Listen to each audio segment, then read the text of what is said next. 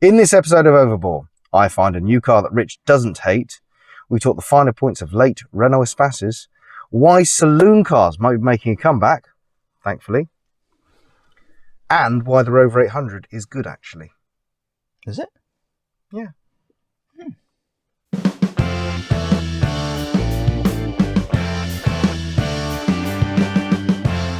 Welcome to Overbore. I'm Scrof, and this is...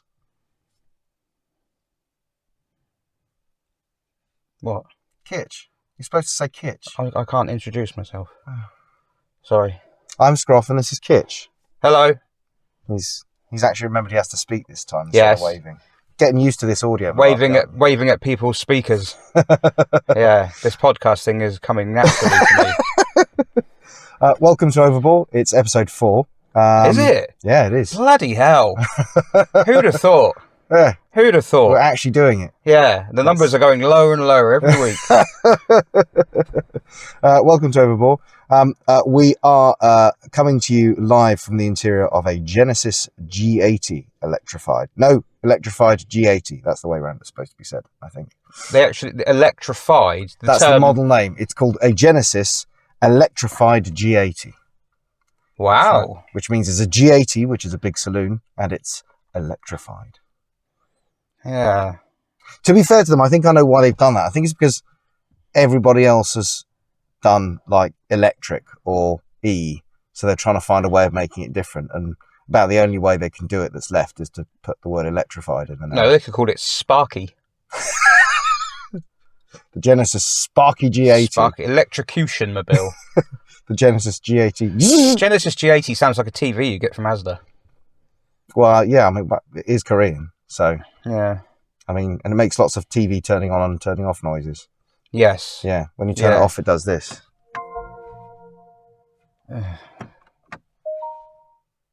All sorts of little bingly-bongly noises. Why?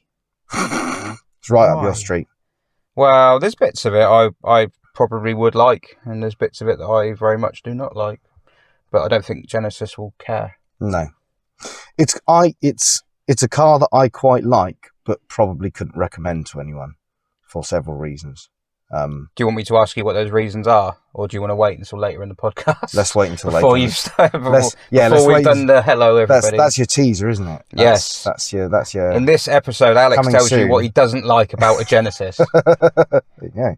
Do they name other cars after like bands from the 70s? Do you think? There's a Dax Rush pit car. That's true. Yeah. Just trying to think of any cars named after bands. I mean, we did musical car music in the first episode, didn't we? Yes.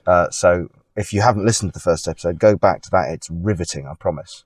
Yes, I think I'm going to try and get as many Genesis songs into this episode as I can. But the problem I find is that Genesis songs have a lot of words in them. I don't necessarily know what the song's called. So you'll find yourself in a land of confusion. I will. Yes, I will. But the thing is, I could have gone for that one. It's the easy one. It's the obvious one. Yeah, but I don't want to go for the. I want to go for the oddball stuff. I want to try and find. How can I think of like saying "The Lamb Lies Down on Broadway"? Yeah, Home by the Sea. Home by the Sea. That is such a tune. That's such a tune. That is such a tune. Oh, such a tune. It is. I was listening. Right. So you're going to ask me what I've been doing. Last week.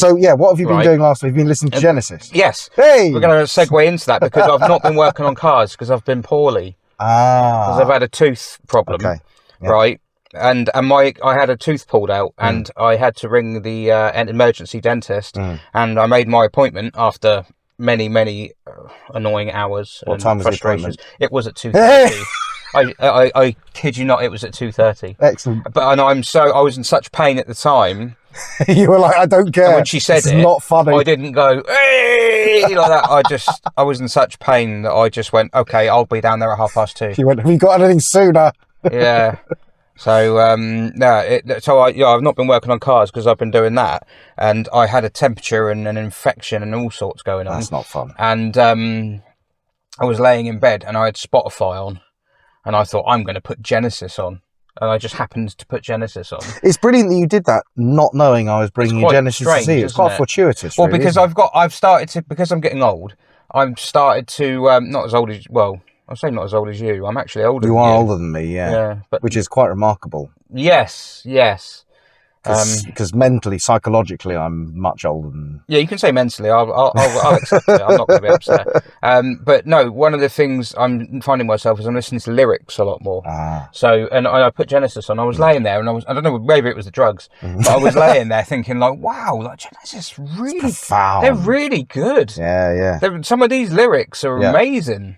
What I find amazing about Genesis is you can listen to them and every song kind of tells a story, and you just find yourself sitting there listening to them and thinking, wow, these guys were on some really powerful stuff when they were writing this. It was really quite hallucinatory. Well, yeah, I do think that, but at the same time, you can say the same thing of Rush. True, and they weren't.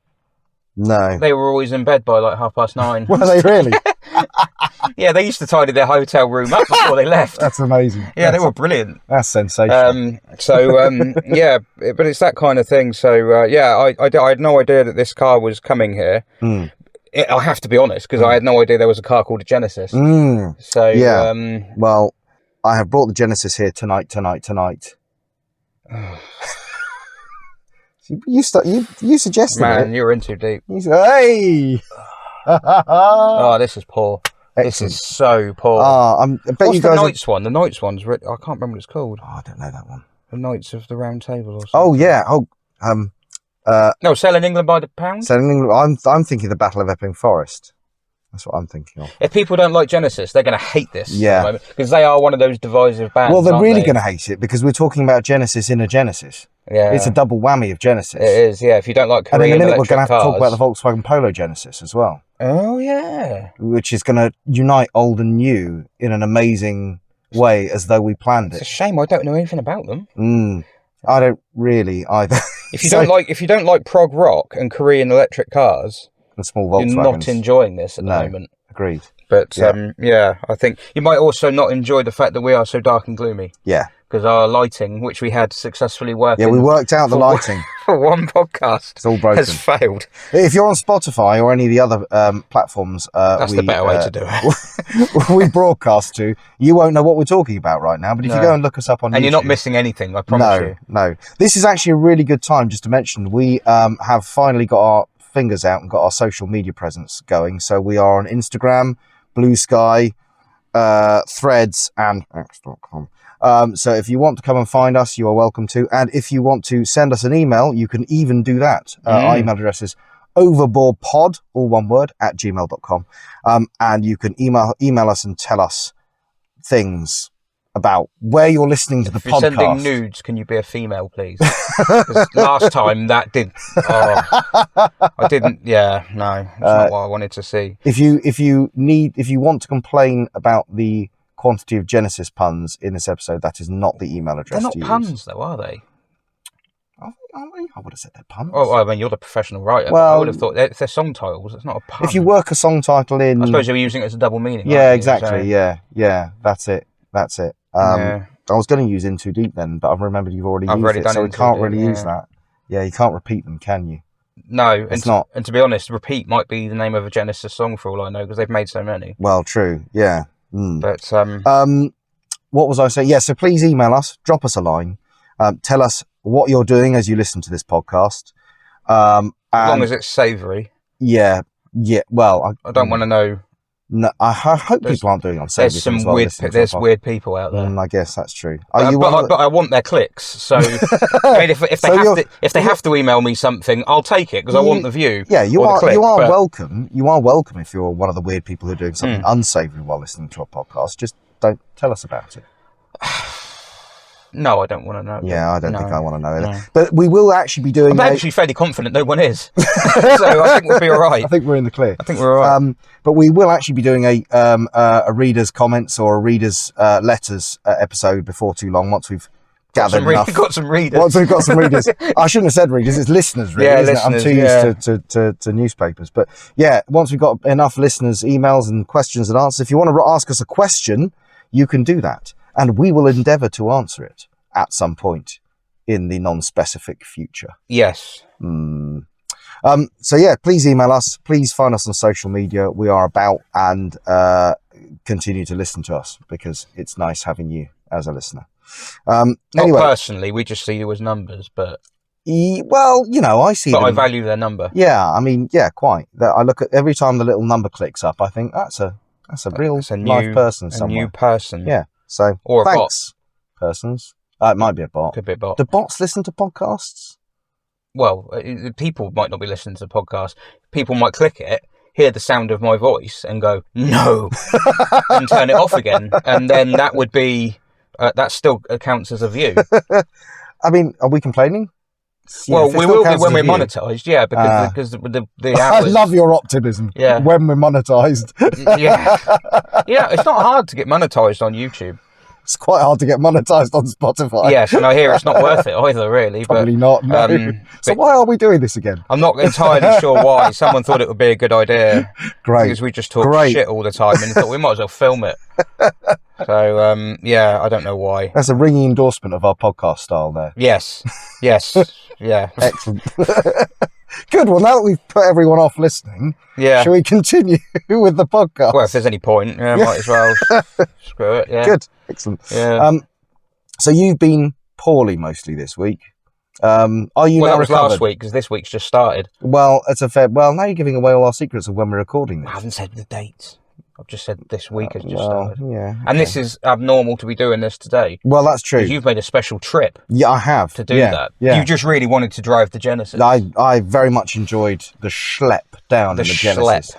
It is a smeary car. It's good for smearing. A smeary car. It is. It's a smeary vehicle. It's good for smearing down the A3. It's a brilliant smearer. We drove this up to Leeds at the weekend for my sister-in-law's wedding and back again with 2 kids. Oh, I was going to say, you came back as well. Came back as well, yeah. You're not still there. No, okay. Amazingly. Yep. So there we go. That. Good. I'm glad that I mentioned that. Yeah. And then came down here in it this afternoon. I'll tell you a bit more about the Genesis later on because it is an interesting car. But we are going to talk a little bit more about saloons in this podcast as well. I think we're going to talk. We didn't talk about the 5 Series enough last week. Well, the 5 Series wasn't a saloon; it was an estate. Well, we talked about the E39 M3. We did. No, M5. M5. We did talk about those. But I kind of want to talk about the future of saloons and whether saloons have a future, because I think they do. And I actually think, because SUVs have kind of taken over a little bit recently, but I think saloons are going to come back. I hope you're right. I think they're going to come back. I hope you're right. Because I like a saloon. I mean, I'm a big fan of a saloon car, and I think that there's a lot going for them. Especially, and I think in this age of, I think what's going to happen is that we're entering an age of electric cars, and there's going to come a point when people work out that SUVs result in less range because they're bigger and taller and heavier, and they can get more range if they're having an electric car by having it in a saloon form. Who'd have thought? Quite. Who'd have thought a smaller, more svelte aerodynamic package would be more efficient? But this is the thing. I think I'm hoping that that's going to sell more people more saloons and result in a resurgence. Back in the day, you think when we were coming up in the 90s, saloons were. I mean, a Retmobile saloon was the standard family car.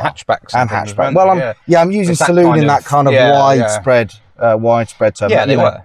Old people would use it. Like, I've got a Vauxhall Cavalier. If someone had a 4x4, like SUVs weren't really a thing. It was only really the Range Rover. Yeah. If someone had a 4x4, there was a reason they had a 4x4. Yeah. It was like, I've got horses, I have to tow the horse box out the field, or we've got a caravan and it's some stupid weight or something like that. And so they were quite few and far between. You didn't really see them. And then every time you went out in one, it was the same thing that I noticed now, to be honest. You go down the road and you think, this is awful. Like, it's really bad. It's just the tyres are humming and the ride's awful and it's lurching about and everything like that. And you think, but you quite often overlook those things because it was specifically there for a job. And now they're not. Now they're just replacing, and all these crossovers and SUVs and things are just replacing proper cars. And there's no good reason for it. Well, we'll get onto that in another episode. We're going to have a good old conversation about SUVs. I want to point out, I'm not particularly pro SUVs, but I can see reasons for people choosing them. And we're going to talk about that in another episode when we get an SUV. That would be a good reason. You just alienated half our listenership. They won't be listening. They won't be listening. My dad's got an SUV, so I'm like, yeah, I'm just going hard on that as Fair well. play. Yeah. Your dad's even SUV, even family. Your dad's SUV is kind of he's kind of trying because it's an Alfa Romeo SUV, isn't it? He's got one of those Stelvio things, which is as big on the outside and tiny inside as a people carrier. Yes. On the inside, it's got the same space as a Golf. Stelvio's, and it's just like I'm looking at it thinking, Stelvio's a difficult one because again, it's one of those cars you quite like because they're quite nice to drive, but you could never recommend one to anyone because the packaging, as you have just pointed out, is atrocious. Yeah. And Alfa Romeo's reliability reputation is pretty poor. Well, the best thing about his Stelvio, and he can buy what he likes, and he spent a lot of time judging me when I was younger, so it's now my turn to get him back. And we went round there once in our old beat up S-Max, which we'll be doing the next podcast in. We will. To celebrate the MPV. Absolutely. I love an MPV.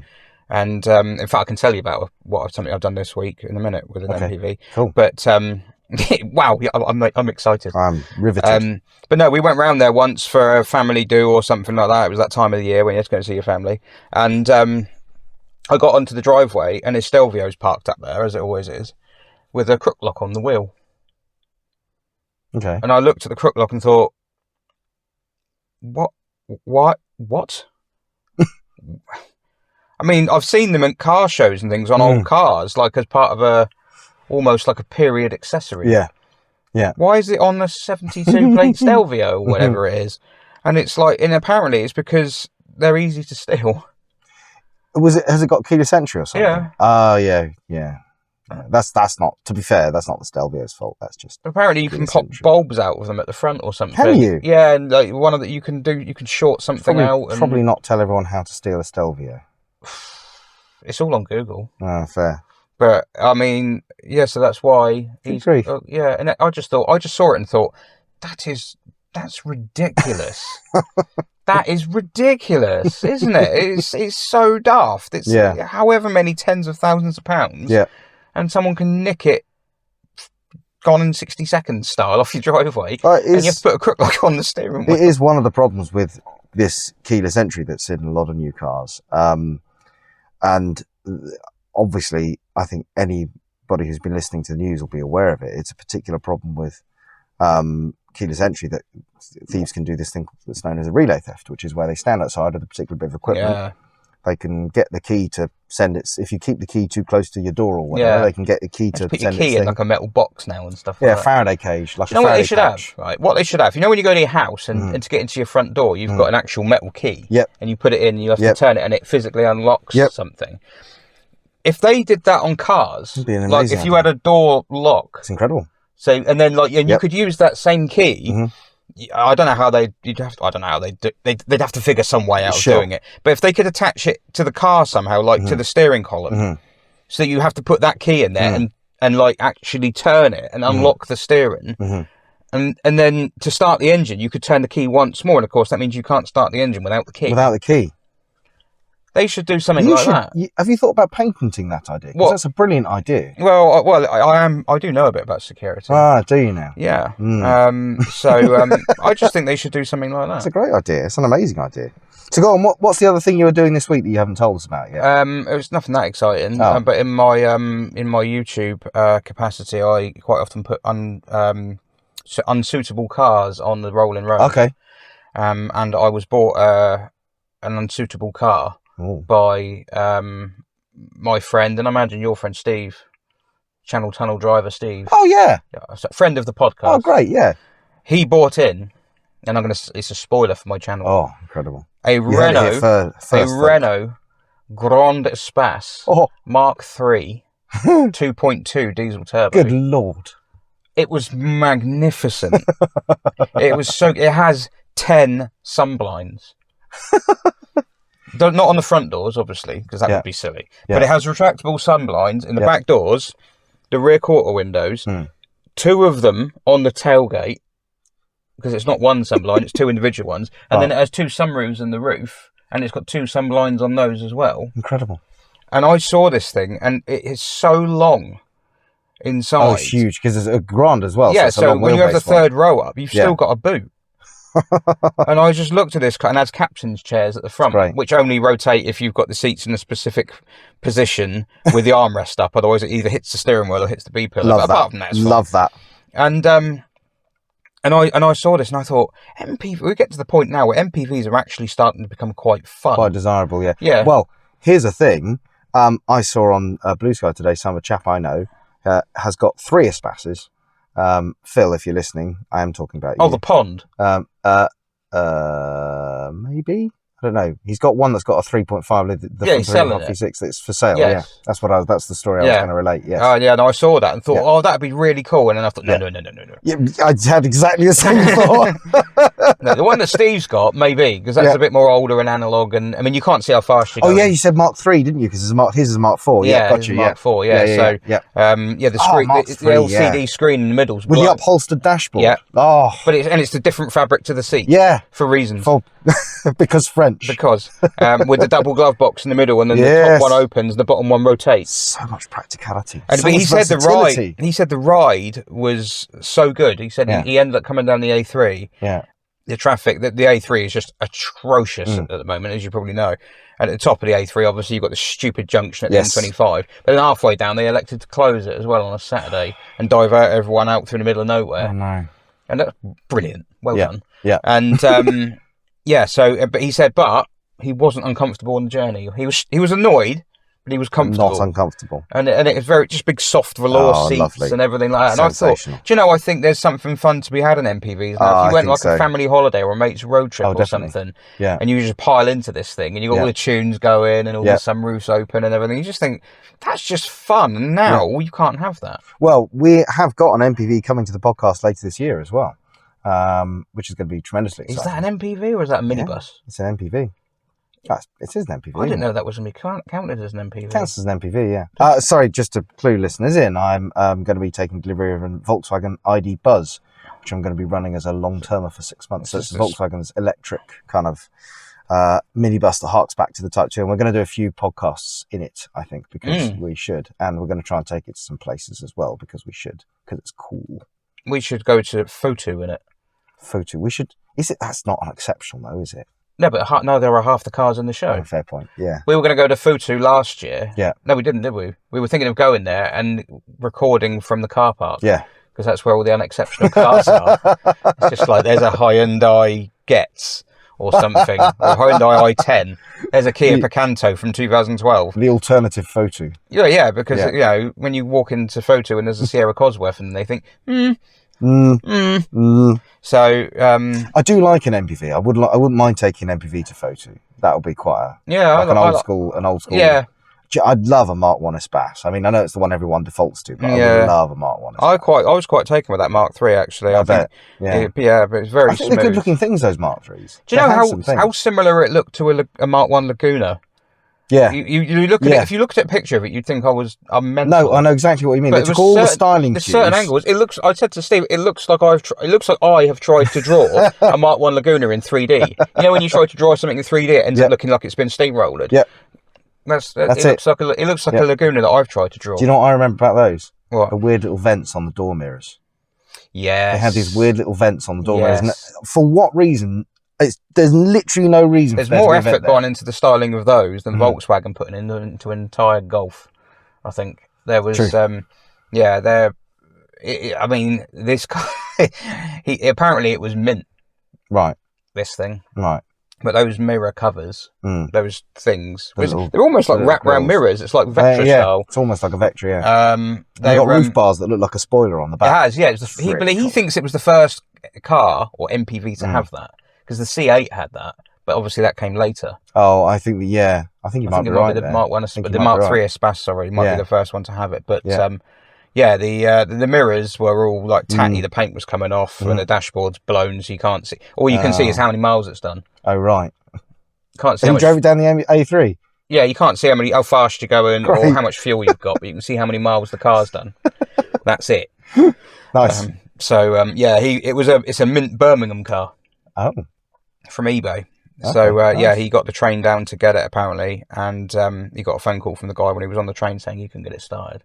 Oh, brilliant. This I is love that. Going well. That's terrifying on a collection. I'd just, if it were me, I'd just be like, right, no thanks, I'm going home. Yeah. So actually, no, I probably wouldn't have done. I think we should need to get Steve on one day because he drives the Eurotunnel train. Oh, it's just. I think it's the most exciting job of any of. It's the most exciting, boring job because it should be mind-numbingly boring. Yeah, but it's also it looks hella exciting. So cool. Yeah. So cool. So cool. I drive a train into a tunnel at night. Yeah, that's it. Or in the day. And in the day. Yeah. And then I drive it out the tunnel at the other end. Apparently at night, sometimes they switch the lights on. Right. And if they're doing maintenance work, they've got crossovers. Oh. And they open the crossover and you cross to the other side. Oh, that's so cool. And he said, yeah, that's an exciting day. I bet that is. That's tremendous. Yeah, it's very, very exciting. Yeah, we'll have times. to have Steve on. Steve, if you're listening, we'll have you on at some point. The interesting facts I know about the Eurotunnel is that when you get to either end of it, it loops round. Yes. Do you know it loops the opposite way at either end? I didn't know that, no. That's a great bit of trivia. Do you know why that is? No. To equalise the wear on the wheels. Oh, very clever. Oh, they're clever, those engineers, aren't they? It's almost like they know what they're doing. Amazing. Yeah, absolutely. So, yes, I would quite like to go on a road trip in France in an Renault Espace. Well, that would be good. Overbore on tour next year. Over tour. Oh, there we go. That's it. Haven't got an Espace. That can be arranged. There's one for sale at the moment. Yeah, that I want one that's going to make it. A Mark IV Espace to me looks like a lot of. I mean, people think I'm nuts for having a C6, but I think a Mark IV Espace just looks like a lot of electrical gremlins. I agree with one you. Vehicle. But also a Mark IV Espace with a 3.5 V6 in it does sound like quite a lot of fun. Strange combination. It really is, isn't it? You can get the Mark III Espace with the. Renault called it the L7X, I think, but it's basically the one that went in the 3 litre. Yeah, the one that went in the 406 and the Xantia and everything. It's a good engine. I can't believe people used to buy those. They must be horrendously thirsty. Oh, I should think so. V6 Espaces. Yeah. And, almost as stupid as buying a 2.5 5-cylinder Volvo turbo in a Ford S-Max, isn't it? I just think, who would do that? Who would be stupid enough to do that? Yeah. I think Volkswagen did a VR6 Charan as well. Well, yeah. And Ford did a Galaxy. With the same, yeah. V6 people carriers. I mean, I'm really happy they existed because it just sounds so daft. But when you look back at it, you think that was a really stupid idea.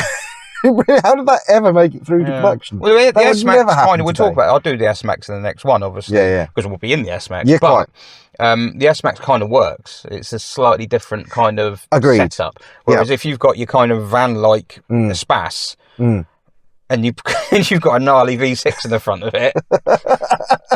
Because that's the V6 from a 350Z as well. In the Mark IV, yeah. So I imagine it's quite high revving and quite kind of. Well, you probably tune it to be a bit more a bit more mid-rangey, but I don't know. It's still I suppose 3.5 is quite a big one, but it's just it doesn't make sense at all. You think the sort of engine that would make sense in a big people carrier would be a turbo diesel. Yes. Of some kind with an auto box. Yeah, quite. That's with a column shifter. I think that was the kind of the default people carrier engine in the day, wasn't it? Anyway, we're talking quite a lot about people carriers. We might not leave enough material for our actual people carrier. Oh, there's plenty of material for people carriers, but you were more bothered about saloons. Yeah, well, I do think that there's a space for cars like this, the Genesis. You're actually telling me that you think saloons are going to make a comeback, like genuinely?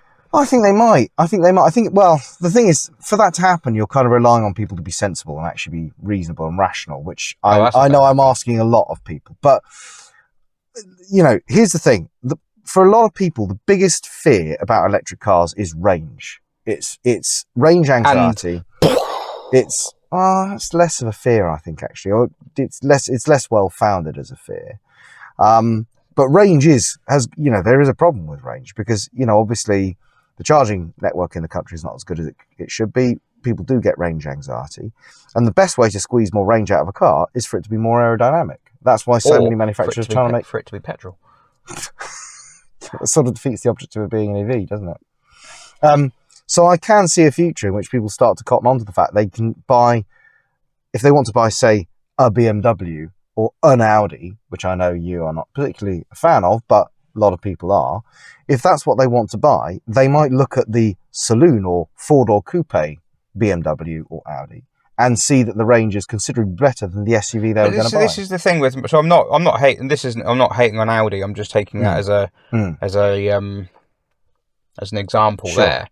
So if you went back into the 90s with your old cars, or even the 80s, let's go back to 1995. Sure. Go on then. Go to 1995. Oh. You've got to do it properly, otherwise it's not going to work. I'm 10. Are you? Really? Yeah. Only 10? Okay. Right, so you're in 1995. Yeah. Let's pick some cars. You have, let's say, a Mondeo. Yep. And a Toyota of some sort. That'd be a Carina E. Yes. Or whatever. Or Cavalier or something like that. Yep. And among those cars is a 1995 Audi A4. So if you get into the Audi A4, the door is going to close with more of a clunk. Yes. The switches will all feel a little bit nicer. Yep. They've spent time on the things that you touch. Yep. Compared to the other cars there. Yep. Right. There is a difference. Yep. Let's go back to 2025. We're sitting in a Genesis. It's not Hyundai.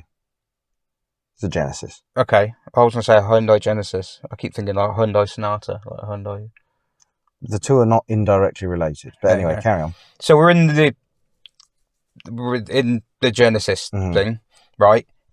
That difference between your Mondeos and everything like that and the Audi, does that still happen? Because I'm sitting in this thing at the moment thinking, I don't see how an Audi can be any more solid than this. Well, I mean, this is designed to compete with Audi, so that will probably follow. That means Audi have lost their thing? Well, I mean, not really. I mean, there is still a difference. There is definitely a difference. I mean, if you got into my Skoda, for example, which is the same underpinnings or the same kind of, it's not quite the same underpinnings, but it's the same. You do love your Skoda, don't you? I do, yeah, but it's a great example because it's the bottom end of the Volkswagen Group hierarchy, whereas an Audi's the top end of the Volkswagen Group hierarchy.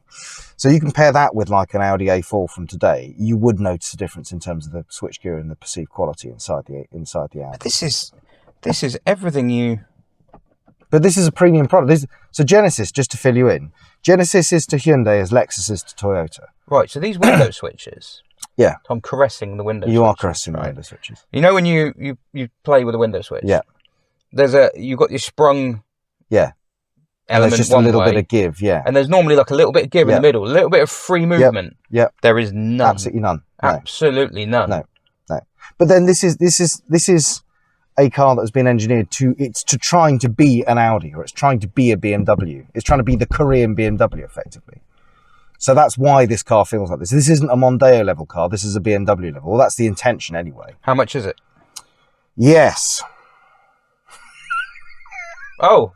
Okay. This particular car, this is the electrified version. It's also available with a 2.5 turbo petrol. What, engine. 4-cylinder? I think it's a 4-pot, yeah. But most things are these days, to be fair. Yeah. So the 2.5 turbo is £57,000.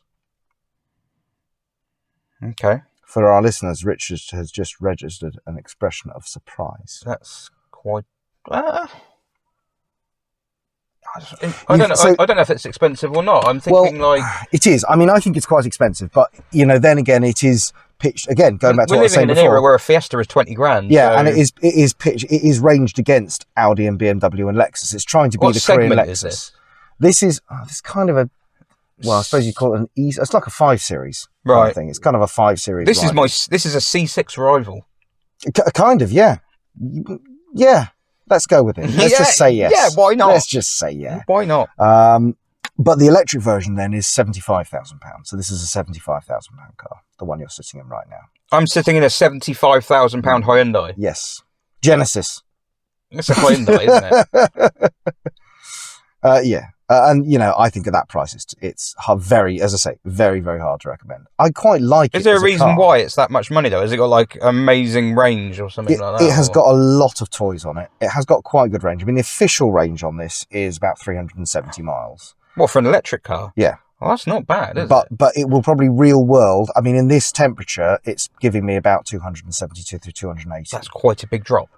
Well, yeah, electric cars do in this sort of, that is, but I should point out as well, never, ever, ever trust the official figures on an electric car because the official test is extremely flattering to electric vehicles. It's not fit for purpose, basically. That's a problem with the test rather than the cars. The figures the manufacturers have to legally quote are from that test, and that test is not fit for purpose. Is that a blanking plug? No, that's you flip that open if you need to interlock, override, whatever it is for the automatic shifter. If you want to break it out of park and into, or break it out of drive. Okay. You find it on a normal stick shift. I just thought there was a blanking plug in this £75,000. There probably are a couple. Actually, I don't know if there are, having said that. Well, the BMW last week. Yeah. Does it clunk as well as the BMW for you? I don't think it's quite as good, personally. It sounds a little bit more impactful. Yeah, there's just a little bit less. There's a little bit more hollowness. Yeah, I would say it doesn't feel quite as dense. Or as same heavy. door handle, very similar door handle. Quite similar, yeah. But but it is all. I mean, the one thing I will say is the materials. Like all the wood in here is real wood. All the metal's real metal. You say it's real wood. I'm not convinced. No, it is. I'm pretty sure it's a veneer, obviously, but it is. I think it is. It's kind of it's an open pore kind of satin grain, so it's not glossy. The metal's real. This metal probably isn't real metal, but this on the door handles, on the speakers, and this is all real metal. So, they've tried, and it is an attempt to be a proper premium product. And Genesis have got a lot of work to do if they're going to win people over to their brand in this country. You probably won't see that many about, but it's one of those things to build a luxury brand and make inroads on Audi and BMW and Mercedes is incredibly, incredibly difficult, and it takes a long, long time. I mean, look at Lexus. Toyota launched Lexus in 1991, and would you say Lexus still in the UK probably doesn't have the same impact as, I think they're just starting to get there, but still don't probably have the same impact as the big three. So Genesis has got a long road. They're never going to. No, well, you might say the same about Genesis. They've got a long road to go. Won't. Because it's people like German cars. Well, that is part of the problem. This is a Korean car. Like people will associate Korean with cheap. They do, unfortunately. Yeah, but then same. That's just, it's silly, but that's the way it is. Yeah. So I mean, what Genesis would say in their defence is that this will have a 5-year unlimited mileage warranty on it. Genesis wouldn't need to defend it to me, because I would probably, if I had that money to spend, I'd buy the Genesis over the German car, because the German car is probably not going to have as much with it. It's probably not going to be as good value. This will be more reliable. As I say, 5-year warranty. You get 5 years breakdown cover with it. You get 5 years. I think the first 5 years servicing's thrown in as well, which is quite a good deal, really, when you think about it. They used to, I don't know if they do it anymore, but they used to do a concierge service where they'd come and pick it up if you wanted it serviced, because obviously there aren't Genesis dealers on every corner. I think they still do this. If you want to service, they'll come and pick it up. You've got to go to they probably do take it to the Hyundai dealer, but they come and pick it up and leave you with a courtesy car, and then drop it back to you at the end of the day. So you don't have to do anything. You just book your service in, and they just come and pick it up from your office or your home or whatever. So all of this stuff, I think, is what they're trying to sell it on. But it's, as I say, it's just going to take a lot of convincing people if they're ever going to have an impact. I think the thing for me, one of the things that kills it just feels pretty dull. Do you reckon? Yeah, it feels pretty boring. I don't know. I think it's... I've not driven it, obviously. No, maybe it comes to life. The interior finish on this one is quite dark. They do some quite funky interior finish, like some nice tan leathers in this area, which lifts it somewhat, and some nicer finishes, I think, inside, which would help it along. But and the layout's nice. Yeah, I mean, driving position's all right, actually, isn't it? It's like. Yeah, the layout's good. And this interior is, I wouldn't say it's stylish, but it's not dominated by a massive touchscreen and it's so on and so forth. It's a hell of a lot better than the BMW one. Which is, I think it's a nicer interior. Not even lots comparable. of physical buttons. I mean, not everything is a physical button, but we've got proper physical buttons in here as opposed to the BMW, which is all lots of touch sensitive stuff. So when you press something, you've pressed it. The lights, for example, in the BMW, the lights are a touch sensitive thing over there. In this, it's a big clunky thing on the edge of on the end of the column stalk like that, which all feels quite nice to use,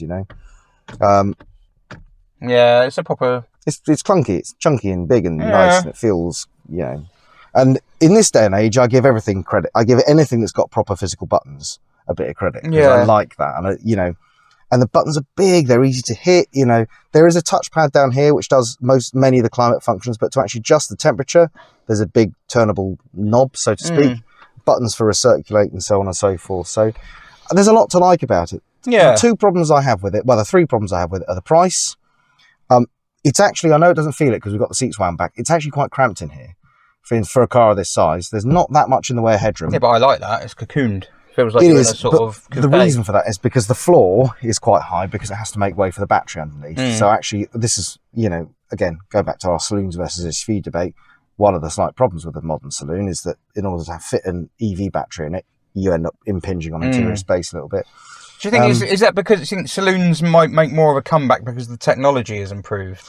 I think so. Technology I think allows the battery you to have... Yeah, the battery technology is you're going to find the battery tech enables smaller batteries for the same range, which means that it's going to impinge on the interior space. I mean, small cars might come back.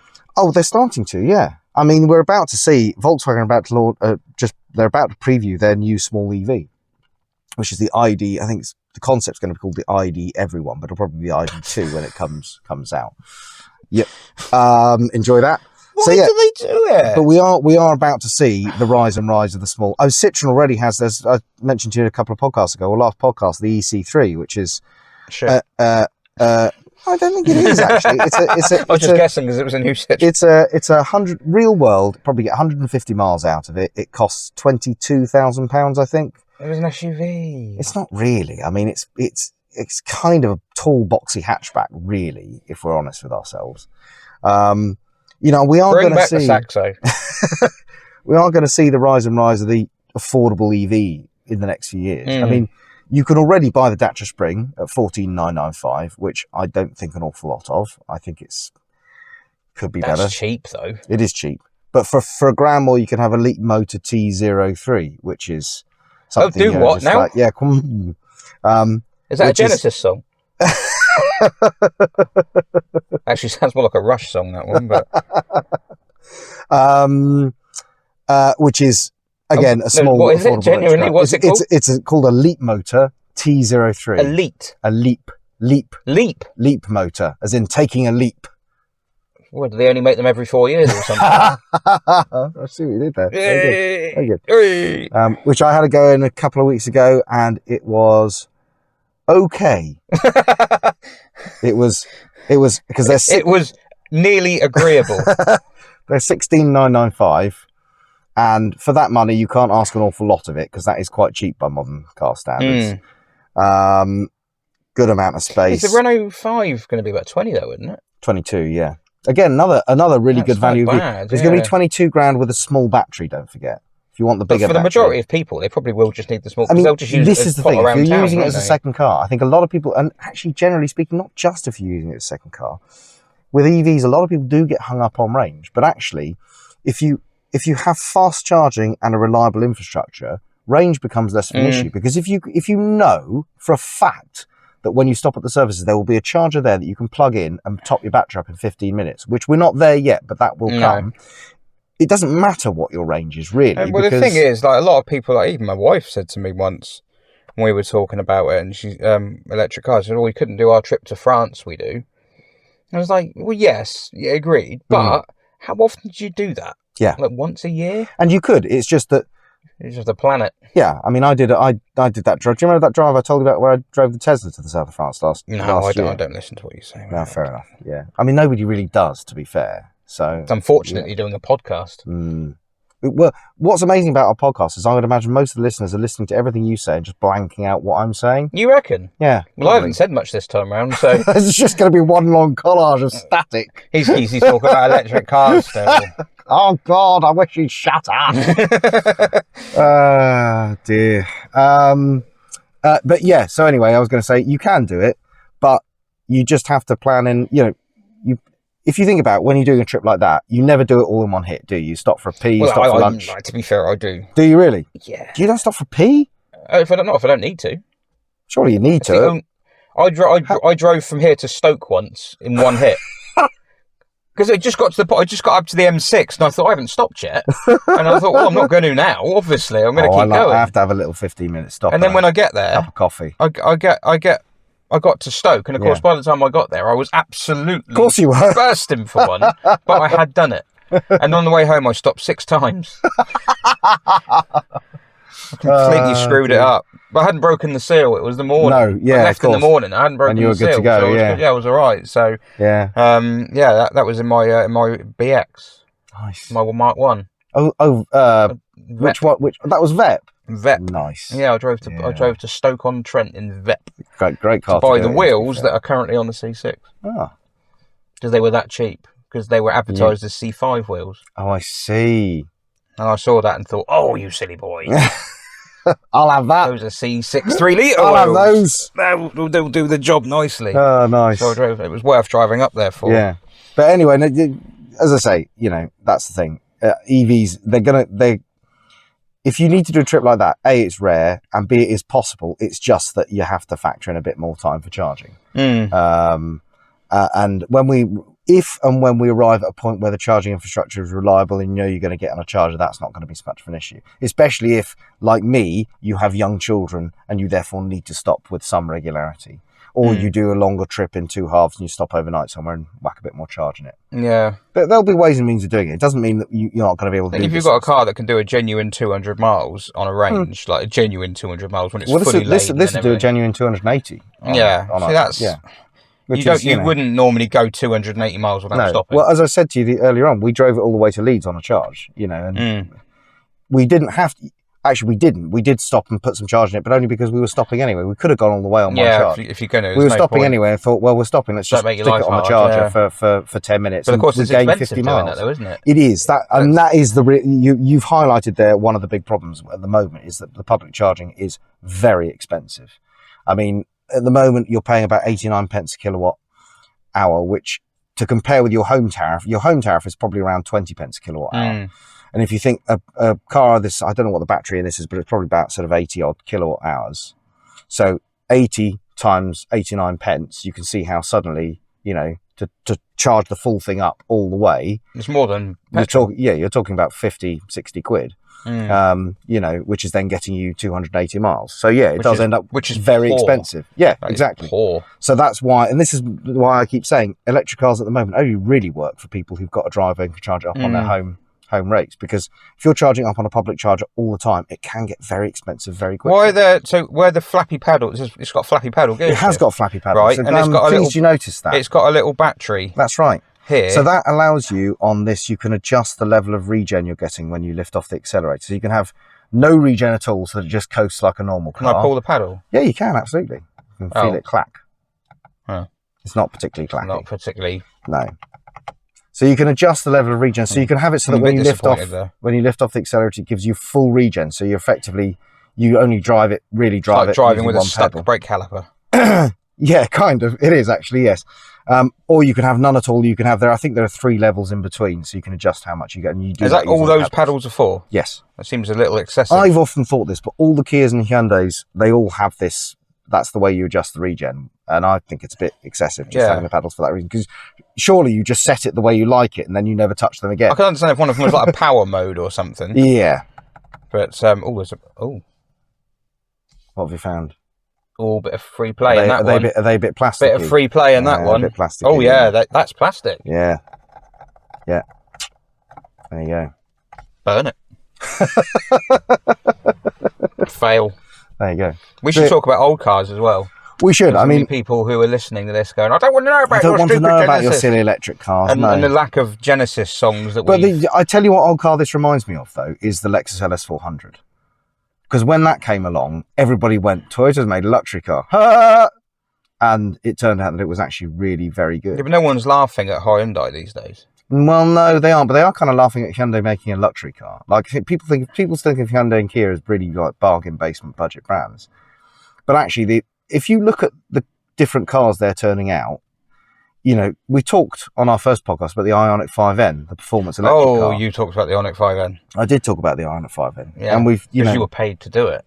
Obviously, yes. Naturally, I am being bribed by every manufacturer under the sun, as we've discussed many times. Mm-hmm. The range and variety of stuff that they're kicking out at the moment is really quite good. And I think a lot of people still think of, your mum's Hyundai i10. My mum hasn't got a Hyundai i10. All right. Someone's mum's Hyundai i10. She doesn't even have a car. She had a Rally 20. Okay, I wasn't speaking about your mum particularly. I was speaking in general terms about one's mother. She doesn't even like cars. I'm still not speaking about your mum particularly. Should probably ring her. Do you want to ring her? Go on, then. Well, not now, no. That's disappointing. Yeah. I thought we might have an interesting little segue after speaking to your mum on the Would not podcast. be talking about cars. My mum sat in a Genesis and she'd go, "Oh, that's nice." Is Phil Collins there? You don't know that. So I didn't know. My dad liked Genesis, but oh, did he? Okay. Yeah. He'd get the Genesis joke. Well, I imagine he'd get the Genesis jokes. But you can phone up and go, "Mama, yeah, hey, Mama." I'm sad I didn't think of that one sooner. No, it's a bit stupid. We had a perfect opportunity there, didn't we? It was on a plate, wasn't it? I can't think of any other Genesis songs. I've been struggling. Well, no, you can't dance, can you? That's the problem. I don't count that one. That's That Smells Like Teen Spirit. It's the only one of the people who wrote, named 3 songs. Apart from that one. What do you think is the most popular Genesis song? The one everyone knows. Do you reckon it's I Can't Dance? Invisible Touch. Invisible Touch. It's got to be Invisible Touch. I love it. We Can't Dance. And Land of Confusion. Do you think Land of Confusion? See, I think what a lot of people do is they mistake Phil Collins songs for Genesis. Yeah, well, they got in the 80s. They did get quite similar. Yeah, there was a bit of a difference, you know. Yeah. But Phil had a great run of singles on his hits on his own. He did. Pretty, but we're not in a Phil Collins. We're in a Genesis. So no, we are in a Genesis. Phil Collins' solo career. We are in a Genesis. That's not applicable at this point, really, is it? To be fair. No. I'm just looking at the dashboard, trying to figure out how you turn it on again. Oh, that was good. You spent a long time working that. It came to me about 20 seconds before before I said it, and I thought, I swear there's a Genesis song I love, and I can't remember what it is. Do you not know how you turn it on? No, I don't really care. There's an invisible touch.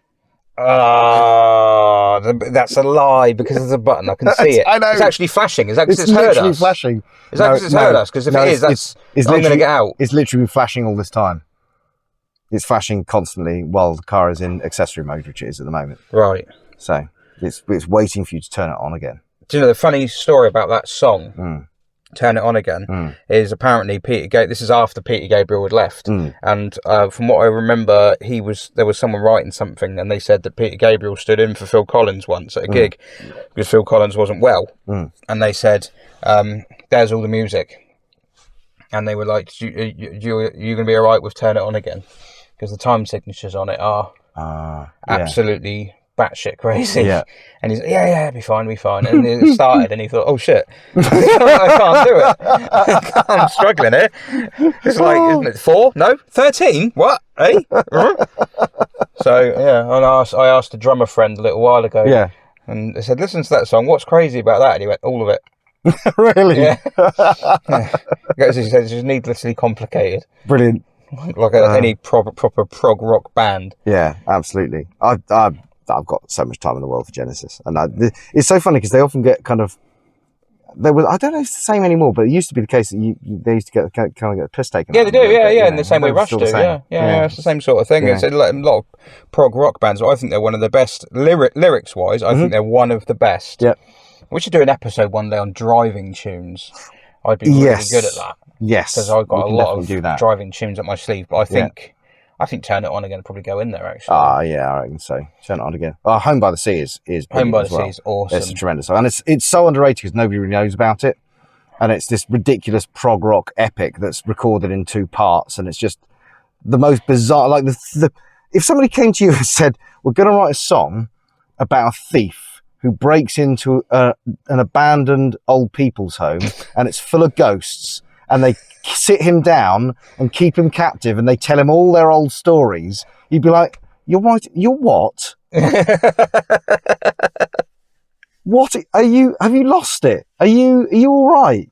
But they did, and that's what it is, and it's brilliant. And I just love songs that have got all these meanings behind them. Yeah, I think it's a refreshing change. It's not a song about love or sex or something like that. It's a song about a thief breaking into a house. Well, on a cliff top. I'm a Pearl Jam fan, and there was there's a trinity of songs that were done by Pearl Jam. One of them is live, which is the only one that's the Smells Like Teen Spirit for Pearl Jam, I suppose.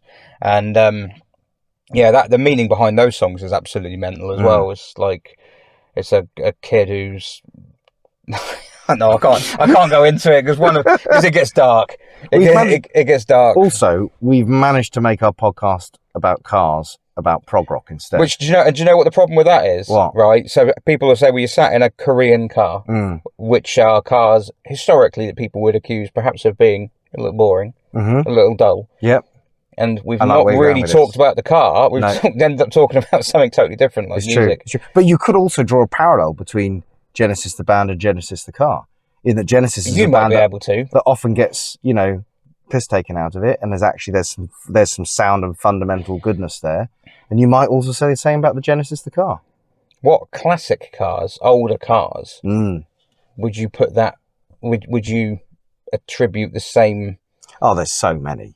Like a car that used to be derided back in the day, and now people go, "Oh, actually, that's quite good." I don't think people have got here yet about this car, but I'm going to put my word in for the original Rover 800. Oh, okay. And I'll tell you why.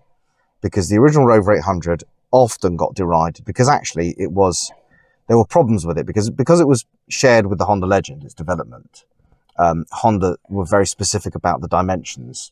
It had to hit the same engineering hardpoints as the Legend, and that meant the 800 ended up far too narrow and rather more cramped inside. I remember you having an 800. You had a test. I've had two 800s. I remember sitting in it thinking this feels quite narrow. They're quite narrow. Yeah, that's right. They are. They're weirdly narrow for the size. They're very long and very narrow for the size of the car. That's because Rover had to hit the same engineering hardpoints that were dictated by Honda, and I can't remember why. There was a specific reason Honda dictated the engineering hardpoints. Because there's a really great gate at the end of the factory. Yeah, let's just say that. Let's just say that we can say that. And in 20 years' time, somebody will be repeating that back to us as though it's fact, and we'll know it emanated from us. Really? Yep, that's what we'll do. Should we do that? We say we'll start a rumour. The rumour. We'll start a fact. Starting the rumour that they had to be narrow because there was a gate at the end of the factory. The production line. Yeah. So the Honda. So the Mark 1 Honda Legend had to be a certain width because there was a gate at the end of the factory, which they couldn't take out the ground. That they couldn't take out the ground. Couldn't change. Well, it was between two buildings. You see, that's the thing. It was between two buildings. Yes, they couldn't demolish and a tree, and one of the trees was protected. Exactly, and it's been like 5,000 years old. Yeah, and they therefore had to get. Joan of Arc planted it. Did she? Yeah, that's amazing. Yeah, God, what history in that factory? Isn't that incredible? Yeah, it's amazing. It's amazing, that factory in the country that I know where it is. It's a bit of a legend, really, isn't it? It's an absolute legend. Yeah. Yes. Yes. Anyway, and I would say that actually the 800 was actually a half decent car in its time, and for its market, for the market it was chasing. If you look at what British Leyland was putting out before, the 800 by comparison was the Hyacinth Bouquet Rover sleek. 200.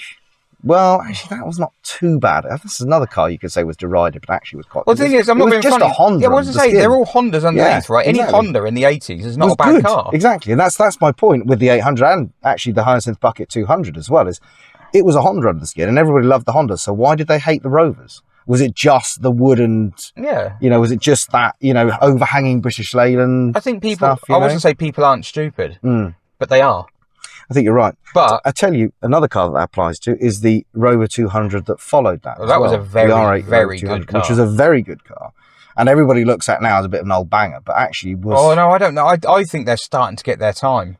I think people are just might be right. Actually, that's a good car. That's a good shout. I think people are just starting to... Because you look back at that car, look at it objectively, right? Yeah. Take your opinion of Rover out of the equation. Yeah. Look at that car. Right, that car came out in 1989. Mm-hmm. What could you buy in 1989? You're looking at a Mark II Astra, a Mark IV Escort. I mean, the Ital had been out of production for, 4 years? Less than that, I think. Something like that? I don't know. But Mark II Golf. Yep. Right. And here came this Rover. And here comes the Rover. With aluminium cylinder heads, 16 valve engines. Don't talk about cylinder heads so much. Okay. But 16 valve engines. A floating roof. Doors that clump. Were they independent suspension as well? Yeah. Yeah.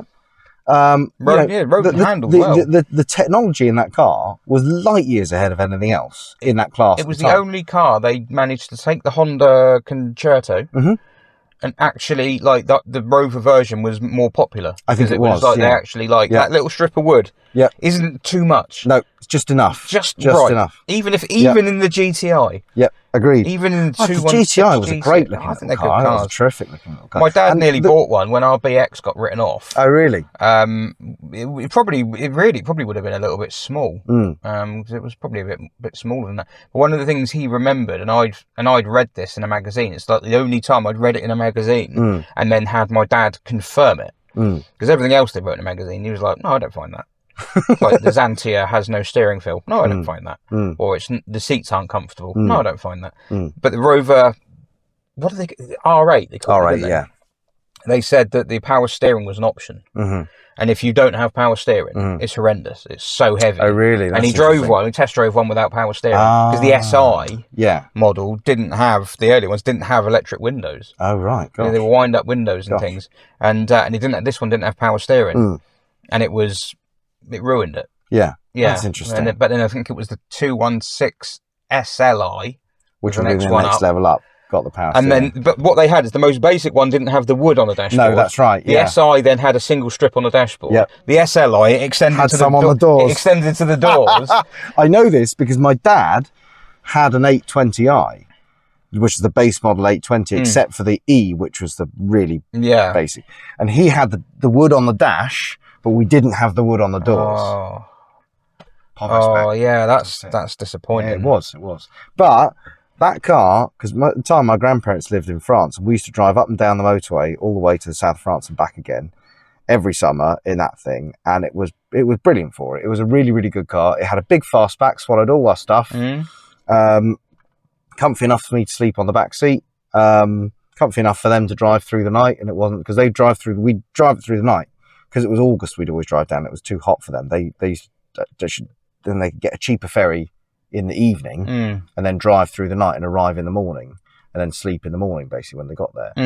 And we used to go through the night in this car, and it was a huge part of my childhood, that car. So I probably do have a soft spot for them, admittedly, but I do think that, you know, history kind of looks back at them as being a bit of an old crock, and I don't think they were. No, I think that's not a bad shout. But the 200 is more close to what you were trying to go for first off, which is, you know, a car that people are just starting to see the good in, you know. I'm trying to think of others, but could you saying no? I'm not going to go there. I'm not going to go there. Now I'm intrigued. We'll have to put some money in our swear jar if I do. Oh right, I'm not okay. going to go there. I'm not going to go there. Oh, the car's turned itself off.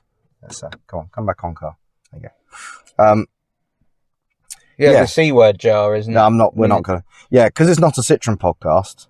We've decided that when we mention Citroens, we're going to have to put some money in a swear jar at some point. I cannot, in good conscience, we can't put a Citroen into this category because I go on about them all the time. So I can't then go, oh no, they were derided, but now they're finding their time, because they are still derided as well. Like this, you know, if I go online, and there'll be someone sharing, you know, such and such for sale, and people go, oh, hydroelastic suspension. I love it.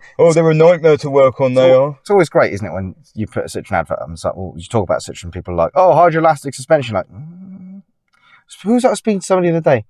Oh, somebody asked me what car I had, and I told them about the Audrey, about the D Special, and they were like, oh, is that the one with air suspension? I just went, let's just say yes. Well, end this conversation. It does have nitrogen in it, I